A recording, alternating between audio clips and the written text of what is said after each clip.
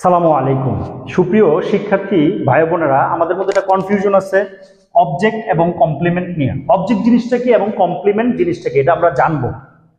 আমরা জানি যে কি বা কাকে দিয়ে প্রশ্ন করলে অবজেক্ট পাওয়া যায়। যেমন ধরেন হি হেল্প মি, সে কাকে সাহায্য করছে?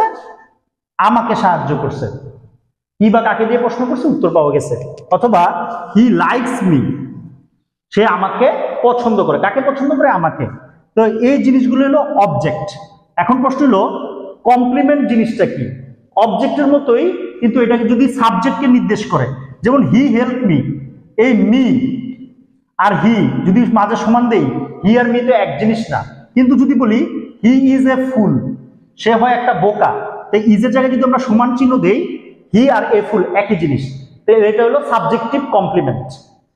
ঠিক ওরকম ভাবে হানি টেস্ট সুইট, এই টেস্টের জায়গায় যদি সমান চিহ্ন দেই, হানি ইজ ইকুয়াল টু সুইট, তো এটা সাবজেক্টকেই নির্দেশ করছে, এর জন্য এটাকে সাবজেক্টিভ কমপ্লিমেন্ট বলা হয়।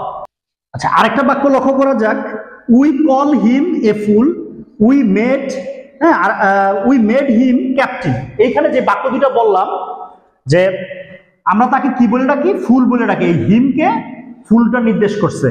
আর we made him captain, captain কাকে নির্দেশ করছে? এই হিমকে নির্দেশ করছে। দ্যাট মিন্স অবজেক্টকে নির্দেশ করছে।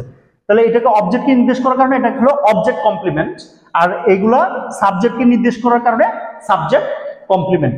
এই ছিল আমাদের অবজেক্ট এবং কমপ্লিমেন্ট, এবং কমপ্লিমেন্টের ভিতরে কোনটা সাবজেক্ট কমপ্লিমেন্ট, এটা কোনটা অবজেক্ট কমপ্লিমেন্ট, এই সম্পর্কিত আলোচনা। সবার জন্য শুভকামনা। Thanks for watching.